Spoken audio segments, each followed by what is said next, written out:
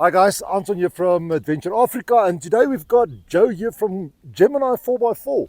And we're testing the GWM Tank 300. Now, Joe, you haven't really driven it. You just had it quickly around the track now. First impressions, what do you think? I mean, it's Chinese, but your opinions? The build quality looks great inside it. It's very quiet. It's very smooth, the little bit that I've had it on the track.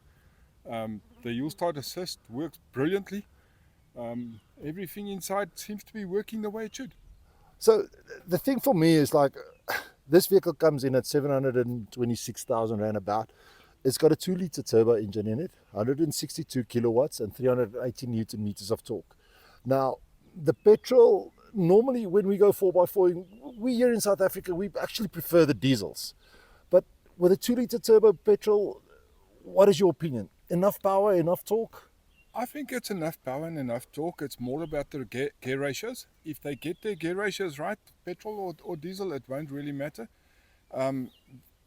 What I find with the smaller turbocharged petrol engines is that it does not necessarily work well with traction control, because traction control, you need a little bit of power in order to get the system to work. But then when you apply a little bit of power on this one, the turbo starts kicking in and then you get too much power. And So then you almost jump over the stuff. correct. So for that reason, it is imperative that they get the gear ratios right. But from what I've seen now, it seems that they've got it right. Well, this one has got, as I said, I think the 8-speed gearbox. It's got proper transfer case. You've got low range. You've got rear diff lock. It's sitting on a decent set of wheels. I mean, 265, 65, 17s. That's kind of what you want on a 4x4. You don't really want smaller profile than that. So I think in the sand, the turbo will do good. We don't have a lot of sand here today, but we're going to see what we can do.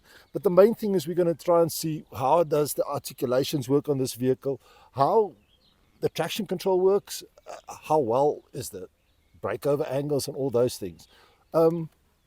The vehicle has been around in South Africa now for, I think, about almost a year.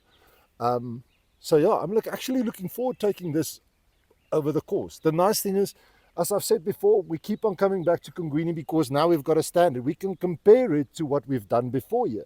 So, Joe, are you ready? Are we going to jump in and go and play a little bit? Most definitely ready to do this. Okay. All right, so we are at Kungwini 4x4 track. From here onwards, we are going to go into low range in this vehicle. In order to get there, we first need to go into four-wheel drive high.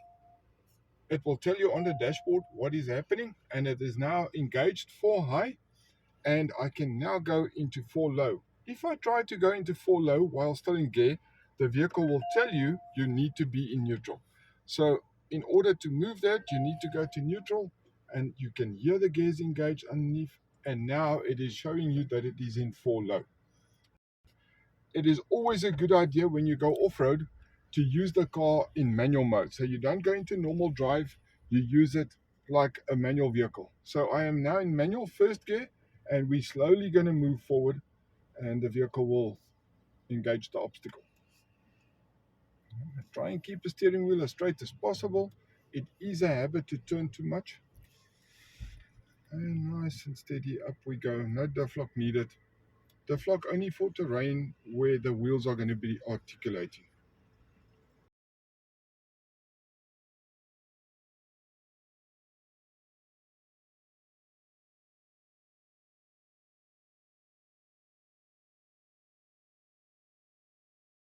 Right, so we are now going to encounter, as you can see here, a cross-axle situation or articulation on the vehicle. So the wheels will be traveling independently up or down. We are going in without the diff lock on, just to demonstrate. So we will be using traction control to go through the obstacle if possible. If that's not possible, then we will engage the diff lock as we move. Now, when you engage a diff lock, you always want to do that with the vehicle standing still. If you have 2 sets of gears inside and there we go, differential. If you have 2 sets of gears, and you can hear there that yes, although the traction control will get, oh nice, we're balancing on 2 wheels. The traction control will get us through there. It is just much easier to engage your diff lock, and it will make it so much easier for the vehicle. nice and slow, and you can see the vehicle just now crawls through the obstacle. In fact, I'm on the brakes holding the vehicle so that it does not go too fast. Try and keep again your steering wheel as straight as possible, and we're going to try and get the vehicle to balance on two wheels again. It's always fun if we can do that. And a little bit of acceleration. See if we can get it to balance on two wheels for us. And that should do it. There we go, we're balancing on two wheels. So that's just playing a little bit, having fun. And as you can hear and see on the dashboard, this car is literally idling through here. So even though it's an automatic, there is so much power when you're in low range that I'm on the brakes just controlling the speed because I do not want to go too fast.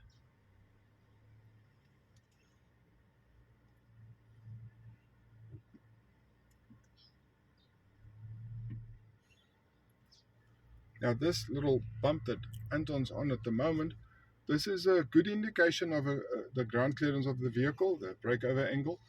A lot of the standard double cabs will touch because they have a longer wheelbase. So they touch as they go over here. This one clears it nicely. Okay. And once you're out of the obstacle, it is time to disengage the diff lock. You only use the diff lock for the obstacle. So, Joe, what do you think? Did you like it? I did. I really like the vehicle. I would describe it as a very nice toy. So if you want to go weekend warrior, go and play a bit, so you go out with it. It's brilliant. I like the systems inside the car. Everything works. It's comfortable. I like it. I really do. How was the traction control on this one for you? The traction control on this one not as effective as the 500, my personal opinion. Maybe there's a button that I didn't find that would have made a difference. But you've got the diff lock, and that did everything we needed. So this one comes standard with 265, 65, 17s on the wheels, which is actually a good thing. You've got plenty of rubber, but I mean, if you want to, you can put a 275. I think if you really need it. But the pity about these vehicles, especially the Chinese brands, is that you can't do a silly thing like a suspension lift or a nice bull bar. Unfortunately, the guys like ARB and Opposite Lock and Options are not so. There's not options for you for stuff like that. Yeah, I think it's a market thing. As soon as there's more of them on the road, then I think the companies like ARB that you mentioned now will start producing more aftermarket stuff for the vehicle. But then on that, the breakover angle is good, the departure angle is good. So do you really need that? Do you need to spend that extra money? The tires, we did everything we did today on hard tires. We didn't even deflate. So if you start deflating, this vehicle will be capable of a lot more. I mean, we were even in the sand pretty much in the middle of the day when the sand was at its loosest. But it was capable. It got through. Yes, there was a kind of spinning and what have you, but it got through. That's the main point. You know, getting to the other side. That's what you want to do in any obstacle. All right, and this one proved itself capable. Did it? Liana, welcome again. You were driving this for the week. What do you think? I don't want to give it back tomorrow. I think when I get home, I'm going to hide it somewhere. So Even in this orange? It's going to be difficult, but I'm going to try. If you look at this vehicle compared to the 500, this looks like a tiny vehicle. It's not. It's extremely comfortable inside. Again, all the bells and whistles that you could possibly hope for. It handles very well, very comfortable on the road, very capable. There's enough power if you want to pull off. I really can't fault it. The only thing, again, and I'm sorry to have to say this, again, is the fuel consumption. That is the one thing that I'm not mad about. But the thing is, it's got a 2-liter turbo engine in, and it's pushing out over 160 kilowatts. So I think that is where you're losing a lot of your fuel consumption on this one. Maybe if it had the diesel in, I'm not sure if you get this one in a diesel, but maybe if it came out in a diesel, if there's a diesel available, your fuel consumption should be better. But as far as I know, you only get the 2 litre petrol. But it's a lovely vehicle. It looks the part. That's the other thing. It looks 4x4. Let's go to the bush. Let's go and do some shit. So you want it. I do. And I even like the orange. And I want it as a toy. Are you going to stick bigger tires on it? Probably not. I love standard vehicles. I love to see what you can do with a standard vehicle without having to change anything. So maybe a different type of tire, because this is a very on-road orientated tire. So maybe a different type of tire, all-terrain. But in terms of size, I don't like stuffing around in any way. All the electronics on the cars nowadays are dependent on the tire size. So if you change too much, then the electronics don't understand what's happening under the car. But good vehicle. To 726,000 Rand, good. I think that's easier to swallow than the over R1 million for the 500. So I think you should have quite a few takers for this vehicle. Because bear in mind, this is pretty much the same size, let's say, as a Prado, a Everest, a Mitsubishi Sport, MUX, and it's 200,000 Rand less than most of those vehicles, and it comes with everything. I think it's a good buy. I would honestly, if I was in the market for a vehicle, I would seriously look at the Tank 300. Consider it, Definitely. Yeah. Agree. So I can see Joe and I are going to have a fight later on about who keeps it. I think you should switch the video off for that. But yeah, I would definitely go for a 300 if I was using my own money.